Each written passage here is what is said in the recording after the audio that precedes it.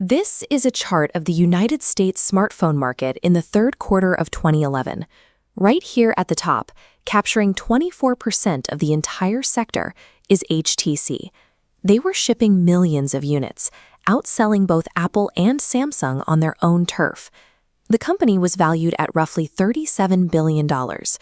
They were the undisputed kings of the early Android era, plastering their quietly brilliant slogan across global marketing campaigns and securing their place as a premier consumer brand.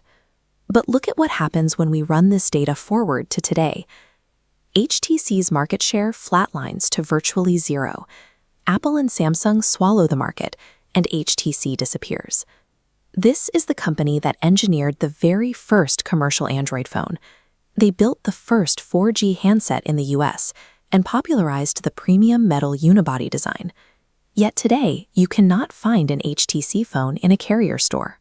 HTC's total evaporation suggests that in the hardware business, being first to market with a beautiful design is a temporary advantage, and one that is easily erased if you cannot defend the ground you've taken. HTC began in Taiwan in 1997, but for their first decade, consumers never saw their name. They operated as a contract manufacturer, an invisible engineering force designing pocket PCs and Windows mobile devices for giant telecom carriers like T-Mobile and Orange. That changed in 2008. Partnering with Google, they built the HTC Dream, released as the T-Mobile G1. It featured a slide-out keyboard and a touchscreen, and it was the world's first commercial Android smartphone. They followed it up quickly. Google tapped them to build the flagship Nexus 1, while HTC's own devices featured HTC Sense, a highly polished software interface that made early Android actually usable. Because they were a young brand without decades of legacy product lines weighing them down, HTC could design, build, and ship new hardware at a blistering pace. Their speed was their greatest asset. But this speed hid a structural vulnerability. HTC was building its entire empire on software owned by Google and physical components manufactured by outside suppliers. They controlled the final design, but they didn't control the foundation.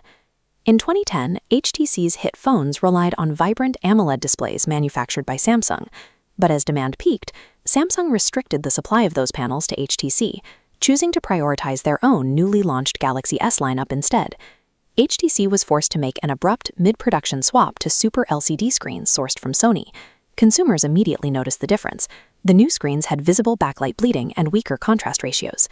At the same time, Microsoft began wielding its massive portfolio of operating system patents.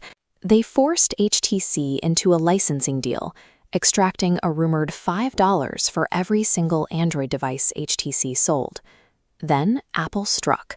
A massive patent infringement campaign led to an International Trade Commission import ban, blocking premium HTC handsets from entering the United States.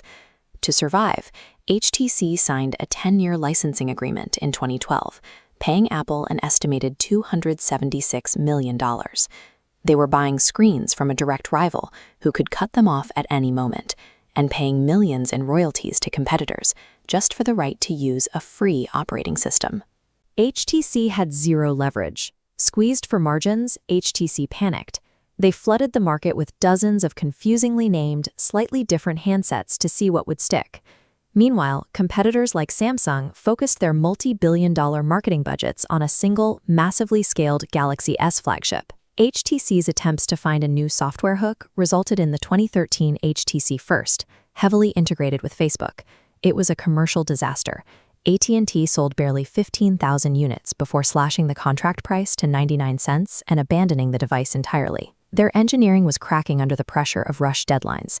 The 2011 HTC Thunderbolt, the first 4G LTE phone, was notoriously plagued by a battery that routinely died in under 2 hours. Even Apple co-founder Steve Wozniak publicly called it one of his worst gadget purchases. On the 2013 HTC One M7, a thermal layout flaw physically degraded the internal camera sensor over time. Users who bought the premium device soon found all their low-light photos ruined by a permanent purple tint. By the 2015 HTC One M9, things were literally running too hot. Its processor routinely hit 131 degrees Fahrenheit during benchmark tests, forcing HTC to aggressively throttle the phone's software just to keep the chassis from burning the user's hands. These engineering failures were the predictable result of a company forced to rush unoptimized hardware into stores to compensate for a lack of market scale. Looking for any advantage to differentiate their hardware, HTC tried to buy cultural relevance. They spent $309 million to acquire a 51% stake in Dr. Dre's audio company, Beats Electronics. But slapping a Beats logo on the back of a phone didn't drive sales. HTC failed to integrate the brand into a broader ecosystem and eventually sold their shares back for a minor profit. Just months later, Apple acquired Beats for $3 billion. HTC then poured a staggering $1 billion into a cryptic marketing campaign starring Robert Downey Jr. The ads featured absurd acronyms like humongous tinfoil catamaran, doing absolutely nothing to explain why a consumer should actually buy the hardware. You cannot fix a vertically fractured business model with celebrity endorsements. Without control of the internal hardware or the software ecosystem, HTC's margins continued to collapse. In 2015, leadership finally buckled.